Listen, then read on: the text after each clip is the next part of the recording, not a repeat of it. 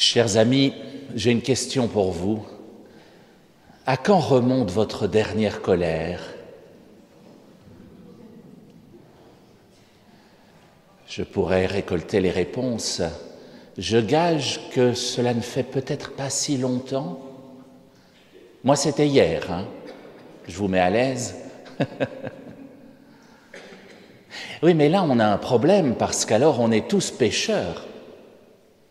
On apprenait jadis au catéchisme la liste des 7 péchés capitaux. Les capitaux, c'est-à-dire les chefs de tous les péchés, les plus graves, les plus lourds. Et dans la liste se trouvait la colère. Et là, on a un tout petit problème parce que Jésus s'est mis en colère. Et quelle colère, C'est un fouet qu'il fabrique avec des cordes pour chasser à coups de fouet les gens ce jour-là. On ne peut pas parler d'une petite colère, C'est une grosse colère. Ce n'est pas la seule fois d'ailleurs. Dans l'Évangile, Jésus se met en colère dans 2 cas. Quand on fait du commerce dans la maison de son Père et quand on touche aux enfants. Alors quoi? Jésus est-il pécheur? Alors qu'on dit qu'il a traversé la vie sans commettre le péché? On a un petit problème, On a un petit problème en réalité à cause de notre catastrophique traduction française de la liste des péchés. Ce n'est pas la colère qui est péché capital, pas du tout. La colère, c'est une émotion.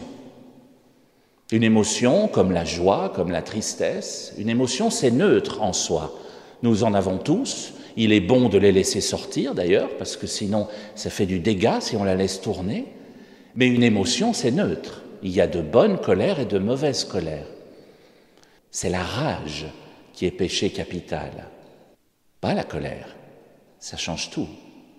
Il y a un autre péché capital qui a été très mal traduit de la même manière, c'est la gourmandise. La gourmandise, c'est aimer ce qui est bon. Or, comme Dieu est bon, on a un petit problème.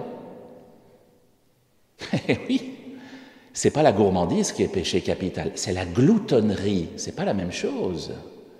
La gloutonnerie, c'est aimer à l'excès ce qui est bon. Vous voyez que les traductions, c'est pas simple. Parfois, d'un mot latin, on a mal traduit et ça donne des catastrophes, comme notre ancienne version du Notre Père où on disait « ne nous soumets pas à la tentation », alors que Dieu ne soumet personne à la tentation. C'est donc pas la colère qui est péché capital. Il y a de saintes colères. Et celle de Jésus, ce jour-là, est une sainte colère parce que le temple est profané par des gens qui font du commerce, du business, par de l'argent. Je vous parlais de la deuxième colère de Jésus, quand on fait du mal aux enfants, et en réalité, il s'agit de la même colère. Mais pour bien le comprendre, il faut passer par la deuxième lecture, la lettre de Paul aux Corinthiens. Cette lettre qui nous rappelle que notre corps, le vôtre comme le mien, est temple de Dieu. Notre corps est un sanctuaire qu'il ne faut donc pas profaner. Notre corps abrite la présence de Dieu.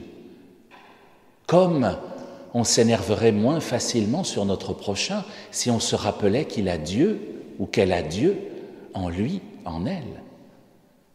Le corps de chacune, chacun est temple de Dieu. C'est ce que nous rappelait Paul.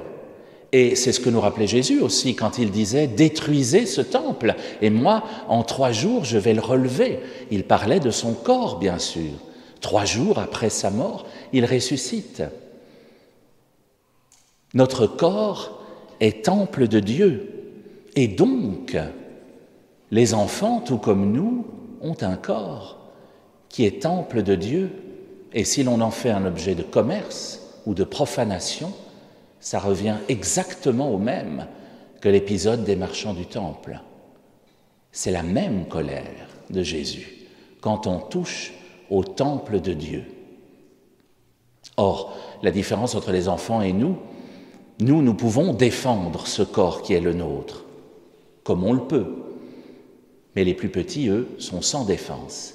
Voilà pourquoi Jésus se met en colère quand on touche au corps sans défense, parce que c'est une profanation.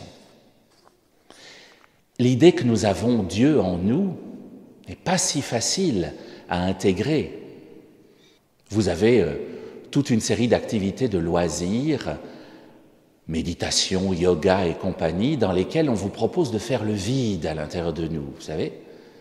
Et ça fait du bien parfois, de se vider la tête, de se vider l'esprit, de respirer tranquillement, de souffler tranquillement.